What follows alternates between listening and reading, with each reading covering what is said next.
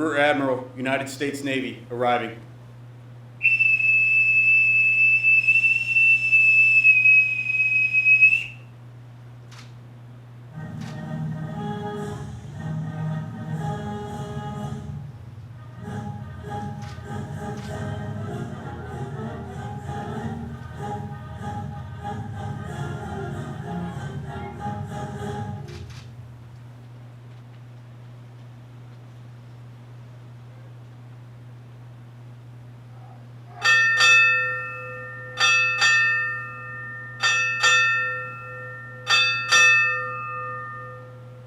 United States Special Operations, arriving.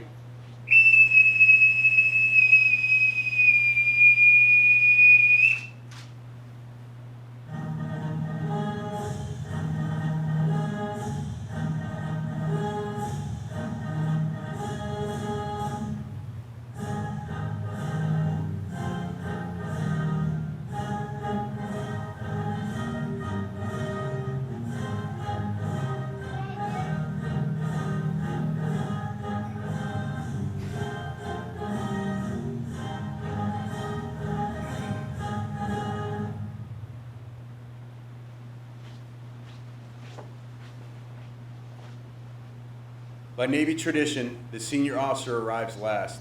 To convey his highest regards, General Clark has deferred this honor to Rear Admiral Green.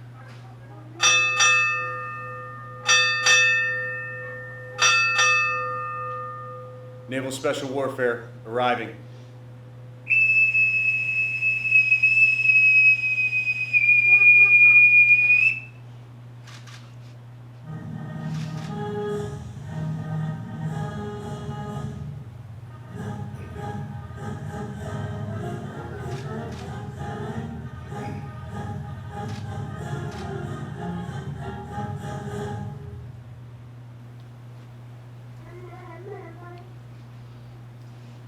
Ladies and gentlemen, our national anthem.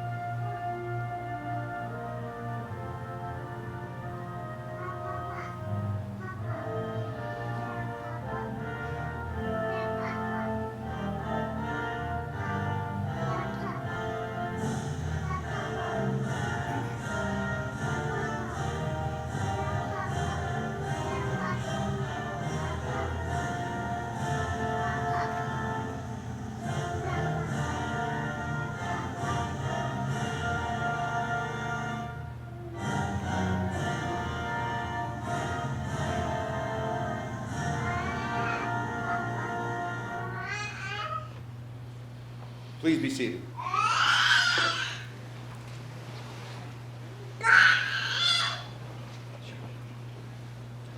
Naval Special Warfare is honored to have the opportunity of hosting today's presiding officer and keynote speaker. He has had a long and distinguished career and has commanded at every level, to include the 75th Ranger Regiment and the 82nd Airborne Division. Most recently, he served as the Director for Strategic Plans and Policy on the Joint Staff. Ladies and gentlemen, please join me in welcoming the 12th Commander of U.S. Special Operations Command, General Richard D. Clark.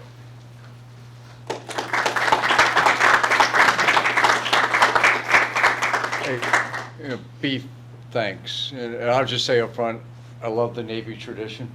To be here and to see the whistles. And the only thing I wish is that we weren't in the COVID environment and that this ceremony could be witnessed by many more in person, while I know there's many that are out there in virtual community. And I'll just say up front, this is a family affair. So I'm glad that it, and most importantly, that the families could be here. And what was great was to hear pop-up. If those out in virtual land couldn't hear, that's pop-up. That's pop-up throughout. I have no problem, as I told Sarah. If the girls ended up in both laps today, I would welcome it. So if that happens, if they want to run around here, it is absolutely okay with me. So if it's okay with me, I think it's okay with anybody here. Thanks. And it really is great to be here to see another chapter in this great command's history be turned. And to be here personally, she can come on in. She can sit on Pop-Pop's lap. But on all days, today, September 11th, we all remember an event that changed many things for our country. And for our Special Operations Forces, it changed our course. It changed many of our joint force individuals and changed many families for years to come.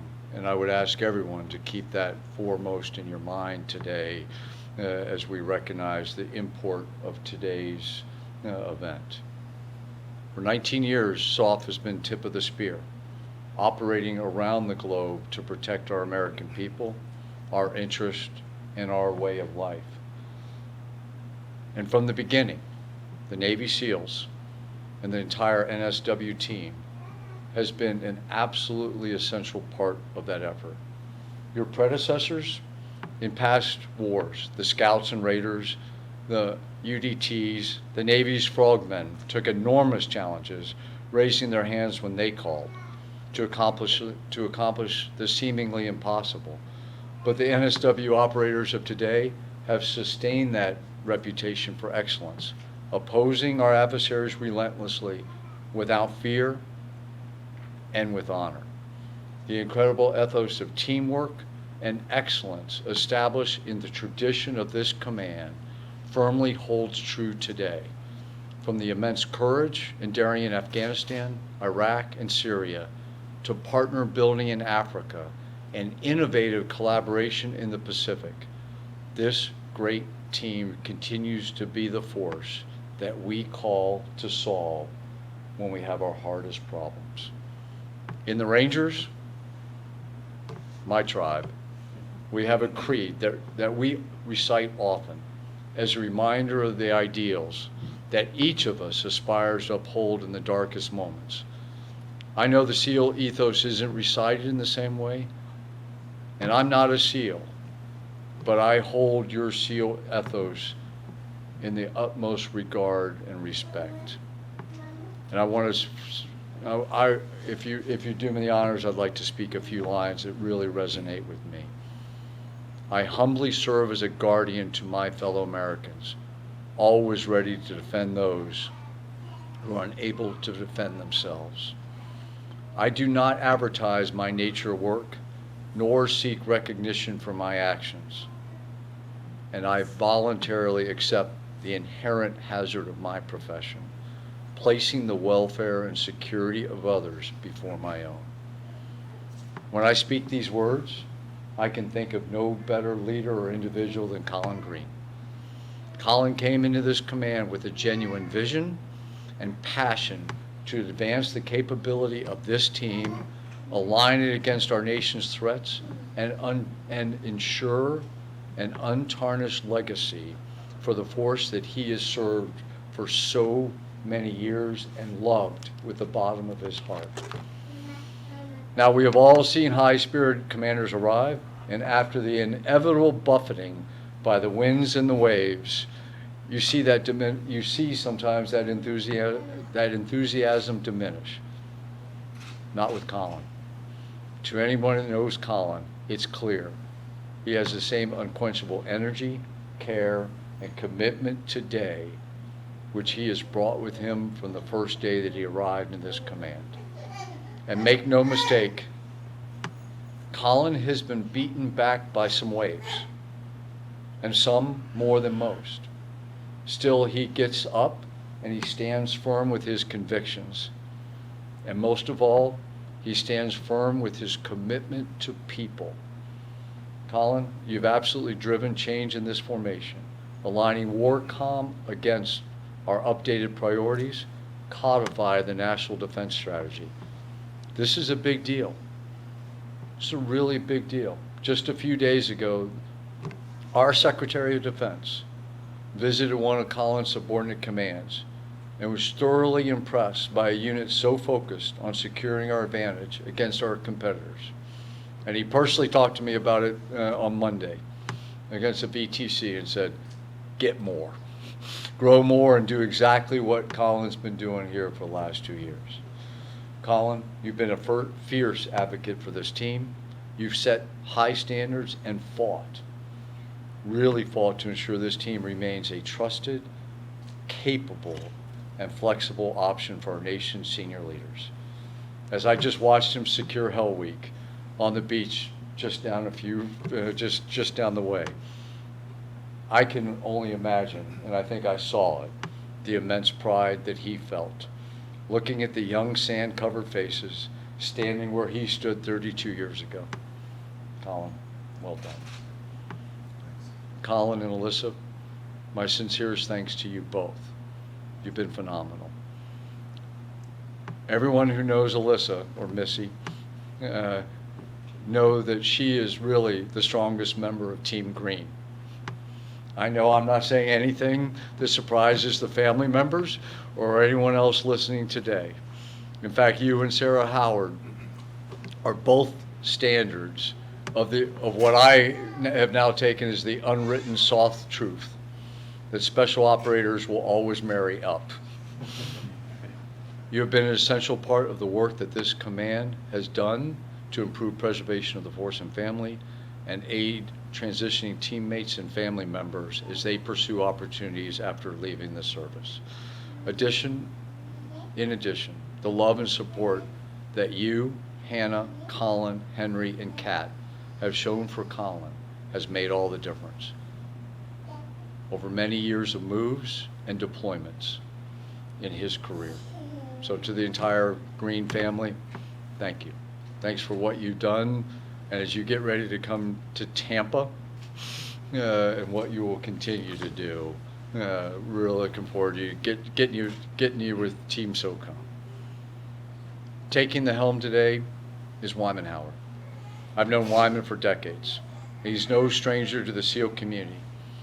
He's held a wide variety of commands, both tactical and strategic. His most recent tour as the commander of SOCCENT will be extremely useful as this command continues to advance capabilities and the strategic alignment of this incredible Naval Special Warfare Force. I've seen Wyman operate over years, and I can say unequivocally that his intellect, his drive, and his commitment to excellence are second to none. He excels at exploring the art of the possible, making it happen against all odds. Wyman and Sarah, it's great to see you here. Not completely settled, but here after your East Coast move, and I appreciate the military families and the things that we have to do.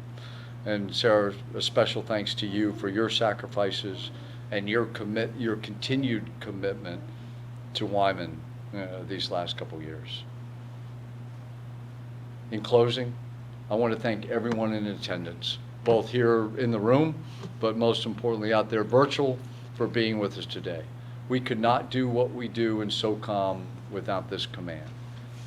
Lastly, to the men and women of WARCOM, I love the words that are enshrined in the grinder. The only easy day was yesterday.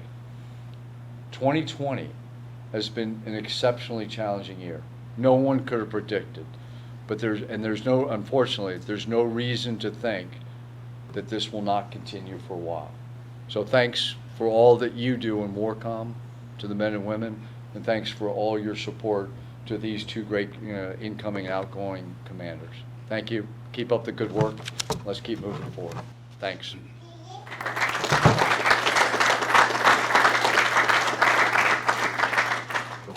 General Clark will now present Rear Admiral Green with the Distinguished Service Medal. Ladies and gentlemen, please rise. Military personnel, attention to awards.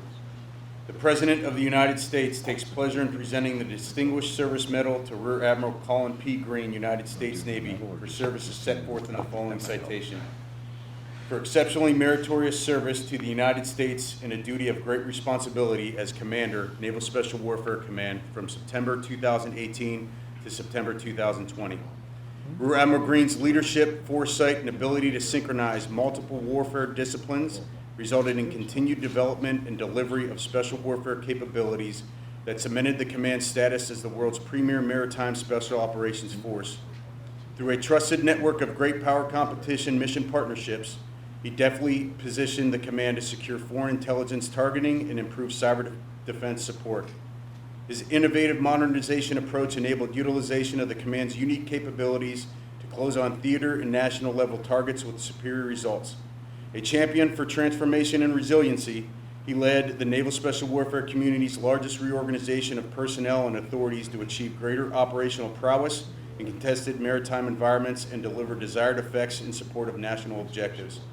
His superior leadership, wise judgment, and deep devotion to duty, Rear Admiral Green reflected great credit upon himself and upheld the highest traditions of the United States Naval Service.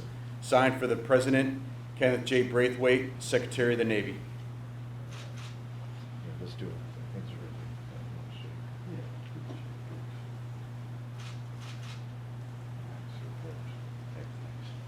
Good. Thanks. Mrs. Green, will you please join your husband? General Clark will now present Mrs. Green with the Navy Superior Public Service Award. The Chief of Naval Operations takes pleasure in presenting the Superior Public Service Award to Mrs. Alyssa Green for services set forth in the following citation. For exceptionally outstanding service as a senior Navy spouse from September 2018 to September 2020, a steadfast advocate for Naval Special Warfare Family Support Connections, Mrs. Green directly led an effort to bring all NSW spouses together during gatherings to share common issues, experiences, and stories. Mrs. Green's tireless dedication to family set a lasting example of compassionate and selfless care and has transformed the NSW family program into a well-organized, vibrant family support network. Mrs. Alyssa Green's personal initiative, inspirational leadership, and total dedication to duty reflect great credit upon her and upheld the highest traditions of the Department of the Navy. Signed, W.K. Lesher, Admiral, United States Navy.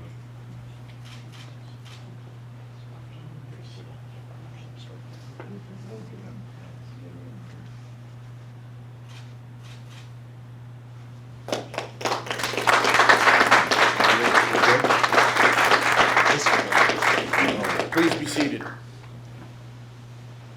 On behalf of the wardroom, Lieutenant Cole Petrie will now present Rear Admiral Green with a gift. Sir, on behalf of the boardroom, I'd like to present to you this Navy helm. This helm symbolizes your leadership over the past 2 years. The plaque reads, presented to Rear Admiral Collin Green from the men and women of Naval Special Warfare. Your steadfast leadership has guided our community through the storm and steered us on course for continued success. Fair winds and following seas. Thank you.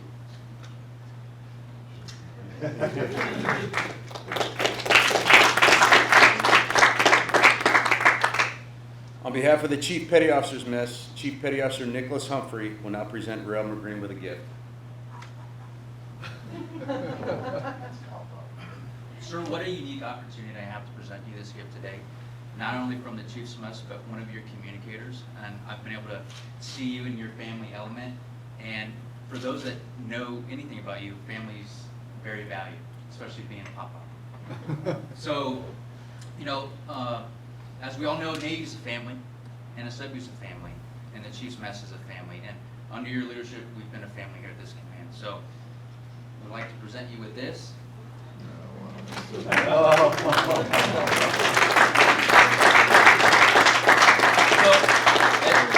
as you move on and you spend more valued time with your family, hopefully you'll look back at fond memories of this family. That's awesome. Thanks, sir. So much.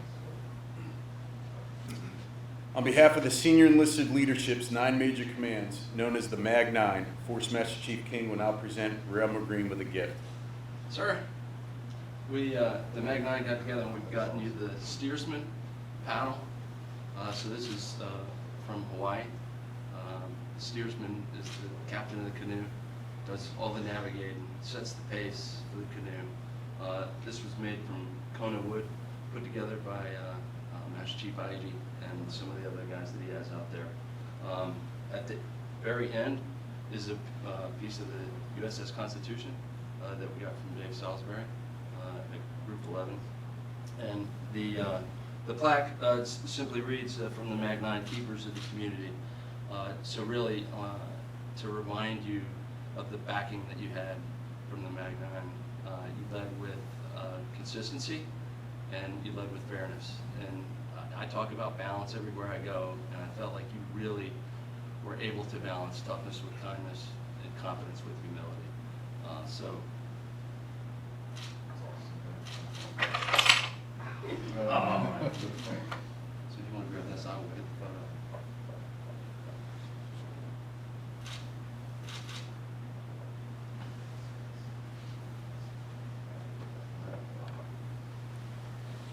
Ladies and gentlemen, Rear Admiral Collin Green, Commander, Naval Special Warfare Command.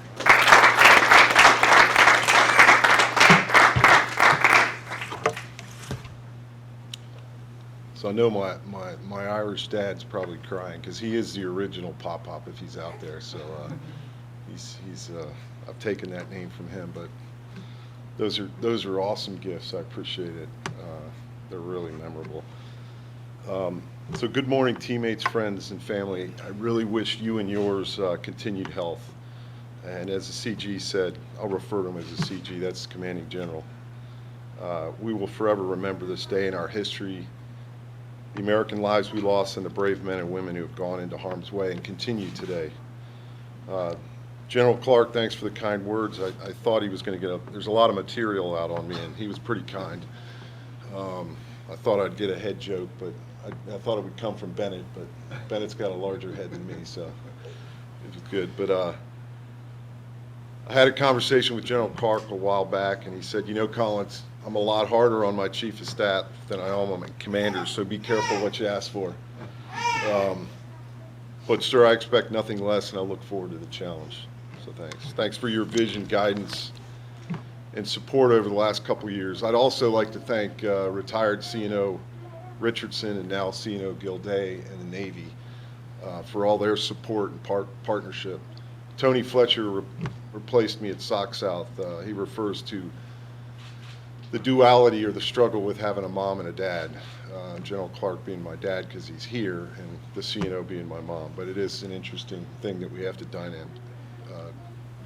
go through. So this is a real special day for me, and I wish we were all here together in Coronado. This really is a special place for me, a guy who grew up in Maryland and only saw the ocean like once a year. So I got up today and I went for a long run along the Pacific, and the CG and I got to secure Hell Week on 9/11, which was unbelievably inspiring, and my last official day in Naval Special Warfare. It's okay. She's a good girl normally when I got her, but it was really inspiring to be with the 63 young men who really you could see were a tight-knit team forged through adversity. And I told them that I was grateful for their service, but I was really jealous, and I wish I was them. And I told them I really never wanted to leave Naval Special Warfare, and never do. But it's really because of the people, the passion for the commitment, and the home that the Chief so eloquently talked about, called Naval Special Warfare. I tried to talk about service quickly to those young men that didn't want to hear anybody talk. They just want to be secure from Hell Week. But it was really something I've learned and been mentored by key people over the years. Service defined by ownership of the issues you confront, commitment to causes above self, and an indomitable will and creativity acquired through adversity. And then probably last, community, the great family of teammates that my wife and I have enjoyed for the last 33 years. So today, speaking of people I'm grateful and passionate about, I'd like to recognize three. First, it's our fallen teammates and their families. Today, as the CG said, it's the 19th anniversary of 9/11, and it's a painful reminder for those that we've lost and their families, but I'd imagine every day is difficult. And I'm reminded of a quote, a Thucydides quote, that a SEAL Chief Petty Officer read at a young SEAL's funeral in 2012. And it read, "The bravest are surely those who have the clearest vision of what is before them, glory and danger alike, and yet notwithstanding go out to meet it."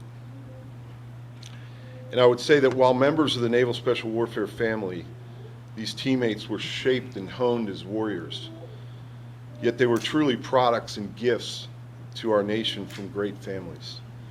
So I'm grateful for these families, and today I still watch in admiration as they handle grief and continue to serve selflessly in support of our force and families.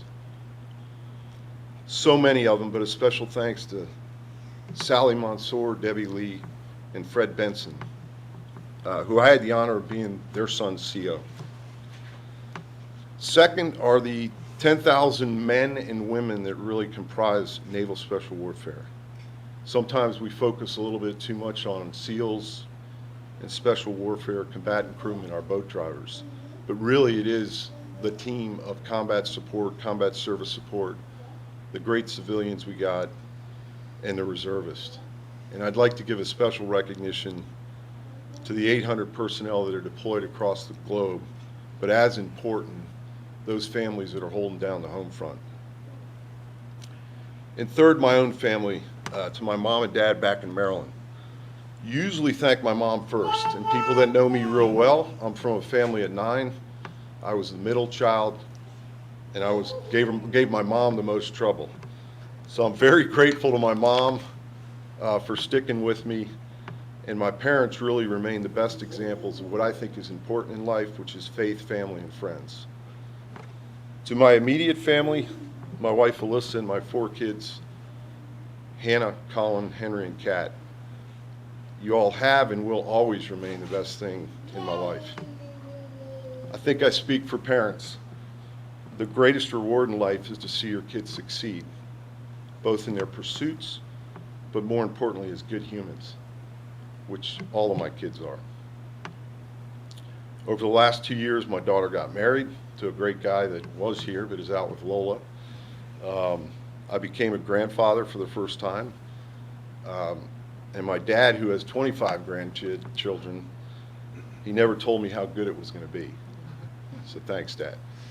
So, you know, the last 6 months of COVID have definitely been challenging and tragic for some.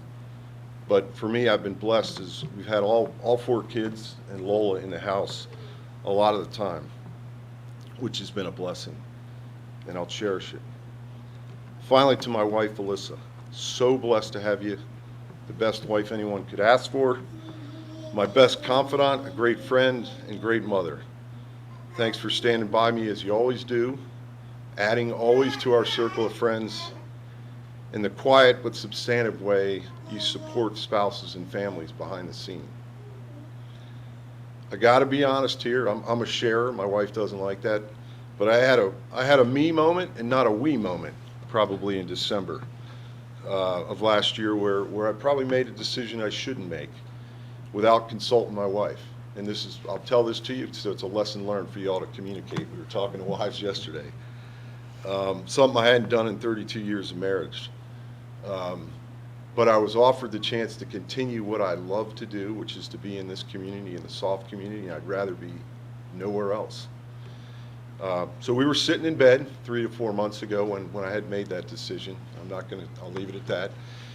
And my wife turned to me and she said, "You know, Collin, you're taking me away from everything I love." And I paused and I said, "Well, what about me?" And I didn't get a response, which was fair at the time, but she came back to me about an hour later and said, "Hey, look, I love you. My place is with you. This has been a great journey, and we'll just add another chapter." So I love you more than I can tell you, and I can't tell how much support you gave me through some very tough challenges. So this is the time where, you know, I'm supposed to give flowers, and I'll tell you that I've got 2 daughters, and my wife likes flowers, but it's not her favorite. So last time at SOC South, I asked my 2 best advisors, what can I get what can I get my wife? What can I get mom for the tour? And they both came up and said, oh, you got to get her shoes. So I got her some shoes, and shoes, and my wife is good, but see, Hannah, my oldest daughter, even Kat, more Hannah usually has an ulterior motive when she gives me a recommendation.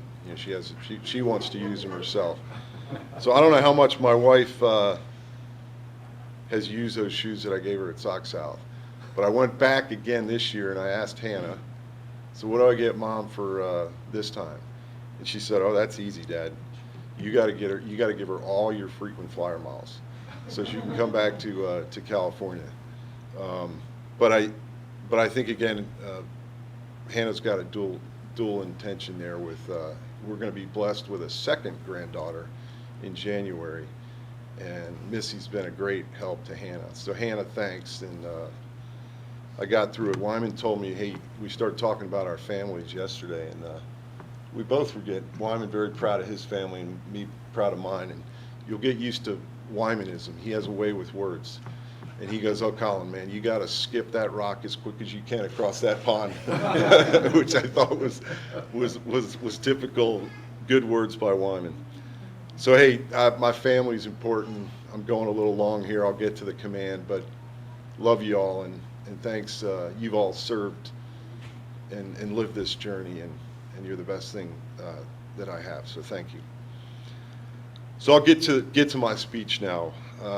The CG talked about it being an interesting and transformational time in our national defense, and there's no shortage of guidance that we need to return to what's called great power competition, see China and Russia, and I would argue we probably never left. We were just a little bit diverted since 9/11, while we balanced the counter-violent extremist organization. And it's tricky because I'll call it the CVEO fight. It's more like crime. It won't go away. We just got to manage it. And I think it was a good reminder to our force. This week we had a young SEAL wounded in East Africa, and about 50% of our force is still involved in the CVEO. So it's really the duality of this job that I've enjoyed. It's really preparing the force for the current fight, but really, as the CG mentioned, preparing the formation to maintain our competitive advantage for resourcing, organizational change, and innovation. So I'm just gonna highlight one underlying principles and two actions that I'm proud of that we collectively did. And the second thing, I'd encourage leadership and the NSW force as we move forward to remain focused on both of these with a sense of urgency. The principle is ruthless self-assessment, which I would argue is a hallmark of any good organization, whether it's the military or the civilian sector. And the first action is to accelerate transformation or lose. I'm kind of quoting the new Chief of Staff of the Air Force, General Brown, but it's a really good, simple message that I think we need to hold on to. And then the second action is engaged and accountable leadership at all levels. So when I took over, we looked at our history, and we realized that our force has gone through a transformation every 20 years. As the CG mentioned, from the Scouts and Raiders in the 40s to the SEAL teams in the 60s and the NSW 21 moving into 2000s. And our legacy is filled with creative, competitive problem solvers who adapted, evolved, and pivoted in time to provide capabilities our nation needs. And it's really a reflection of the men and women from every generation who looked at the hardest problems facing our nation and abandoned just stubbornly sticking to the way it has always been done and evolve. So we wrote a vision. Everybody writes a vision. And I really see a vision as a way to guide, inspire, inform. And I simply put it under the NSW our nation expects. And it really has been a headquarters to edge collaboration that I couldn't be proud of. It's a return to the maritime domain, focusing on our unique value proposition, what we can only do, and how in partnership with the Navy and the Marine Corps, we're bringing creative asymmetric options on and below the sea that support other elements of national power. It's a return to wargaming and experimentation where young, creative operators literally work unconstrained on whiteboards and devise missions and required resourcing to bring capability to affect not only the physical but the virtual and cognitive domain. It's partnership with industry and academia and research on man-machine teaming, leveraging artificial intelligence and hyper-enabling our operators. It's really simply understanding that while we were the supported force during much of the counter-VEO fight, we need to move to understand our conventional brothers and sisters fight and find ways that we can enable them. And finally, it was a recognition that we need to treat taxpayer money more like our own. We began to look at ways we could divest, realign, and invest to transform with a key eye on property accountability in a fiscally constrained environment. I think the second action is probably what I'm most proud of, and that is our leadership is engaged and accountable at all levels. We literally had some man-in-the-mirror moments, and we took a hard look at ourselves, again, like any good organization does. We saw some areas for improvement, we owned it, and are addressing it. We have implemented a number of good things with our assessment and selection, pre-mission training, leader development, and talent management. But as our Force Master Chief Bill King said, well, it can't be a thing. It can't be about some memo from me. It's got to be the way we do business, how we discipline ourselves, and it's about leadership. And again, that's what I'm proud about and see within our formation every day. It's developing people deliberately, owning our hires, walk-around leadership, communicating fearlessly, listening, knowing your people, and constantly assessing at the team and personal level and making hard calls when they're needed.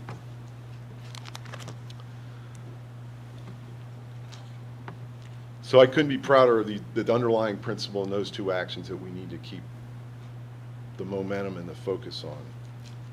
So back to gratitude. I would argue we've never been led better across the board, and the quality of our operators coming out of the schoolhouse have never been better. Now, I'd argue they're not any tougher than we were, but they're definitely better trained. I'm appreciative of all 9 major commanders and the command master chiefs, that magnificent 9, that is, and they are magnificent, who collaborated better than I've ever seen in this community in my 30-plus years, and always put the interest of the community and our nation first over their individual groups' desires. Anybody that knows me knows that I've always been surrounded by good people, and I probably take more than I gave. And I've added to my extended family with every command that I've been in. To the staff here, I asked them a simple thing when we took over. I said, be a gardener. Create the conditions for success down and in for those operators going out the door, but also for the future fight. And I would say while we did have some friction to get traction, we did it with respect and dignity and collaborated well for the capabilities our nation needed. I'd be remiss if I didn't mention a few stalwarts I consider family. To the force, the CG likes to say it's the best name in Department of Defense. I mean, he does have a pretty good name. And he's a humble guy. He's an operator that all operators in our community want to be because of what he's done, where he's been, and who he is. But if you look at him closely, he doesn't live in the past. He uses the past for the future development. He's a quiet professional. He's a great father. He's a good husband. And as my wife said, as a hint, he's a really good cook. And you know what? He's a great listener. And he's tried to teach me to be a better listener. I'm getting better, but he is a great listener. And this may not go well with the young kids that don't know the old commercials of E.F. Hutton, but there's a reason I always give him the last word, because it usually means the most and it's got the most sage advice. So it's been a complete honor working with Force Bill King. There's a lot of substance there, and for you young operators, look at the whole man, because it's all there. Tom Schoenbach, he's an Army guy that we hired that's part of the NSW family, and I didn't really agree with the hire when at first, but Admiral Szymanski was pretty shrewd. And he was probably the best hire. My wife said, don't use hire, say teammate. But he was the best hire we made here at corporate NSW. He's brought process, discipline, expertise, he coached, teaches, and mentors better than anybody, to include me. And he's been there and really done it for me in some tough times. Ron Foy, our deputy commander, I'll just say he's an admiral in an 06 uniform. Unbelievably capable guy, always there for me. He's got a great sense of humor. I'm glad I'm senior to him and I don't have to get into a war of wits because I'm unarmed when it comes to Foy, if you all know him. And then Beef Dressler, who's right here. And I'm going to be a chief staff, and I've watched him. He's just a guy that people like to work for and around.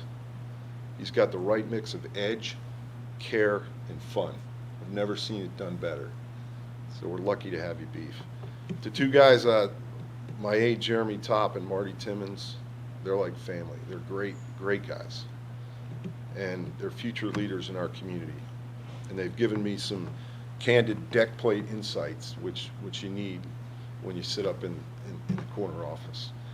So many good people on the staff. John McTighe is an old friend that grew up in the same hometown as me. Spoke at my first change of command.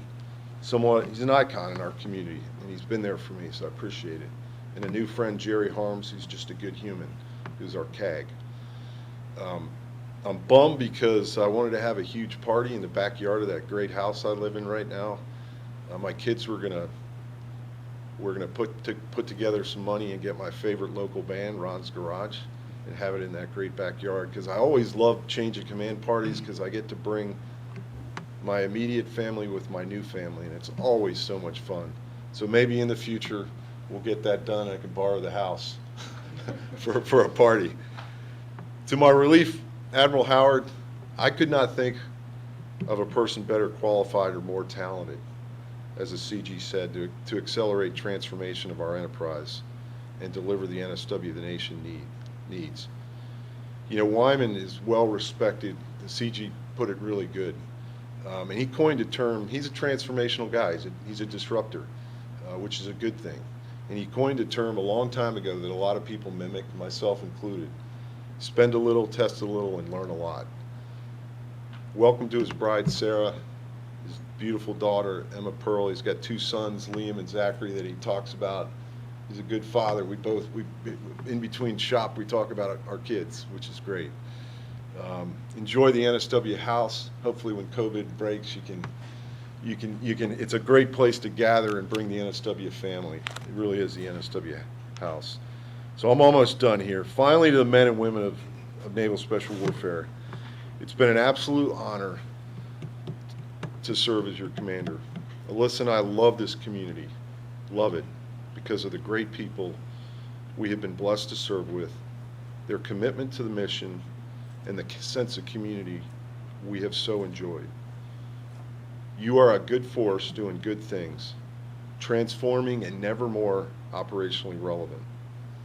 I would say, despite the clarity of our national defense strategy, I suspect the operational environment will continue to be complex and unpredictable, but I'm also confident you will continue to meet these challenges and uncertainty because we are creative, committed to executing the basics on and off the battlefield, and we thrive in chaos and times of transformation. You have proven to be an organization of creative, competitive problem solvers who constantly learn, adapt, and evolve to be the Naval Special Warfare our nation needs, and have so added to the record of achievement that is the legacy of this great community, Naval Special Warfare. Thank you.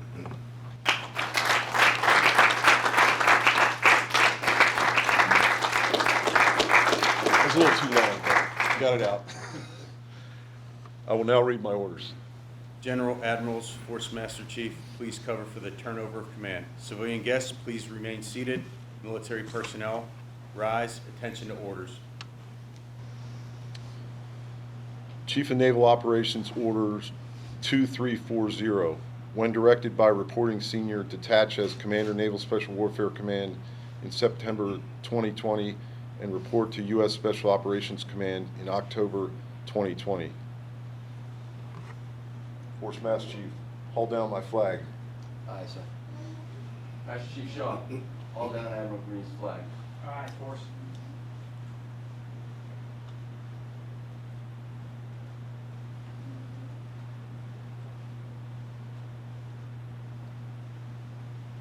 Swear your flag's been held down.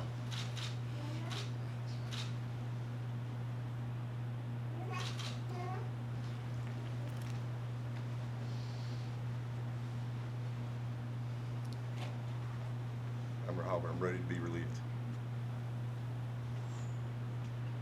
Ladies and gentlemen, Rear Admiral Howard, United States Navy.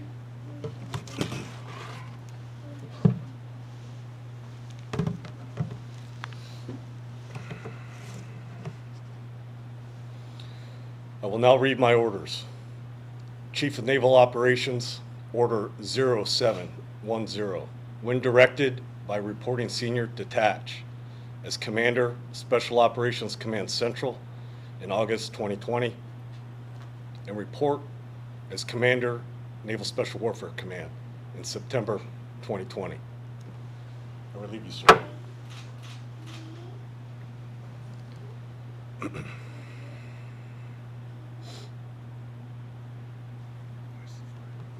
Force, break my flag.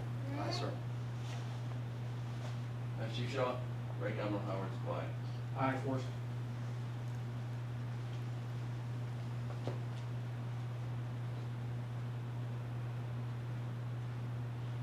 Admiral, your flag's been broken.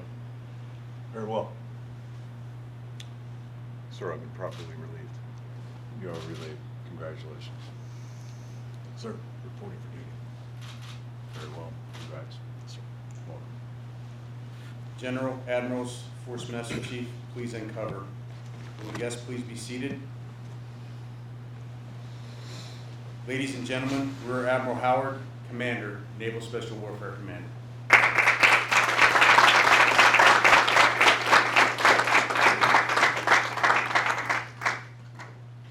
So General Clark and Admiral Gilday, thank you for the opportunity to lead Naval Special Warfare, this great community of ours.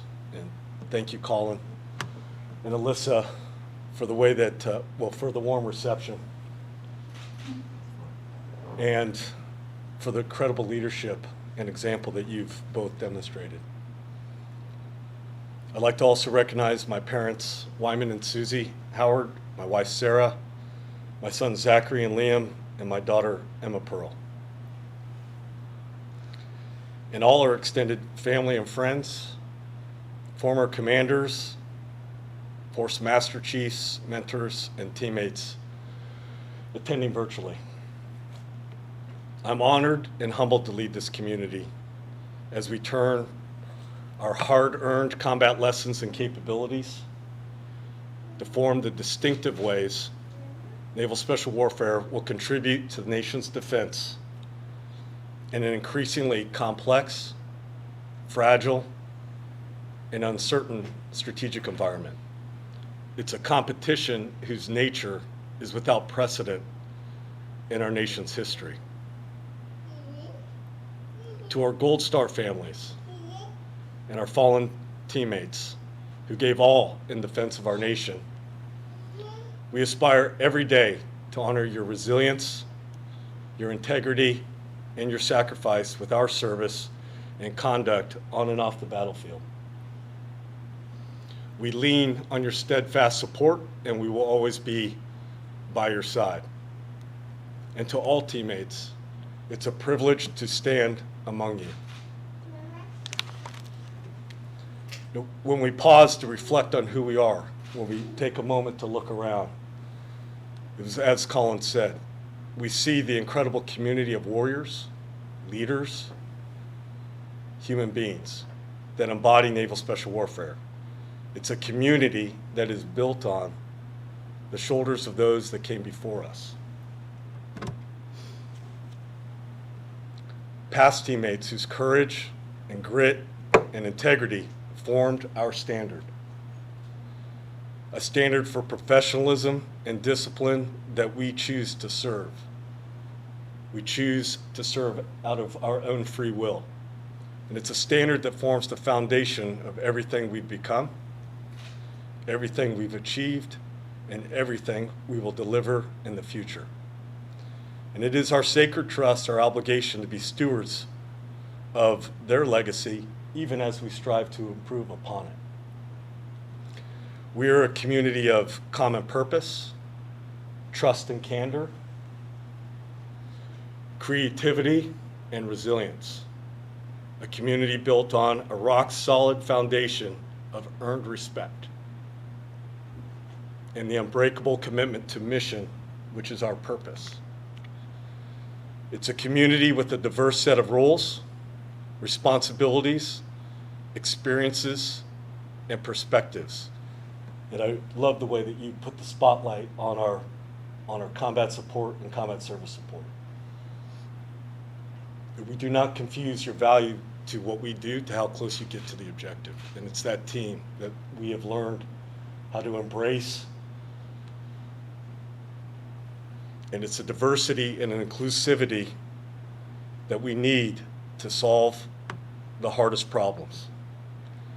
It's a diversity fused together by an unyielding pursuit of excellence and an ironclad commitment to the nation and all who selflessly serve, inside and outside of the government.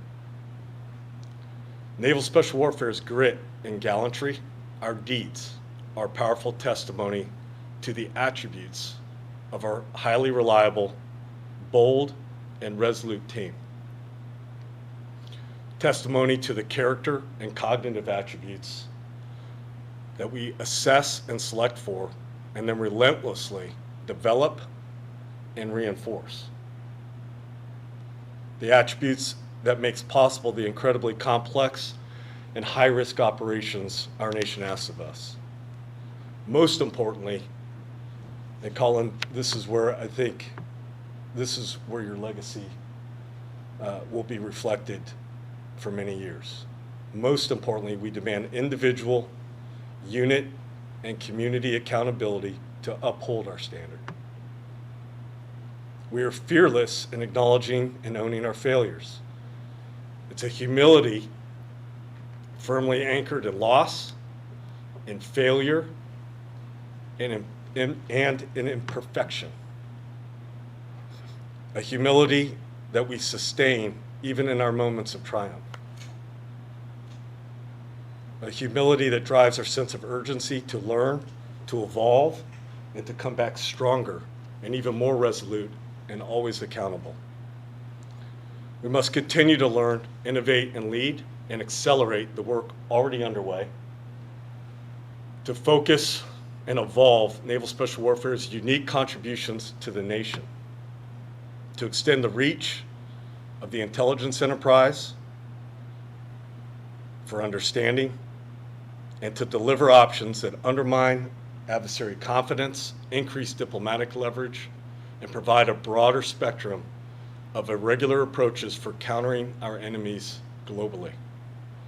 And when called upon, deliver on mission, just every time, with precision, while upholding in our actions the best of our nation's values and principles.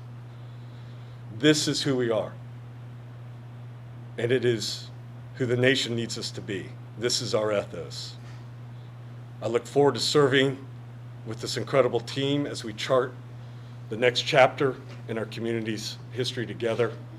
The deed is all, not the glory.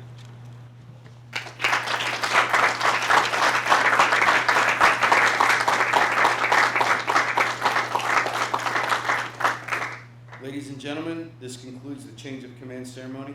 Thank you for joining us.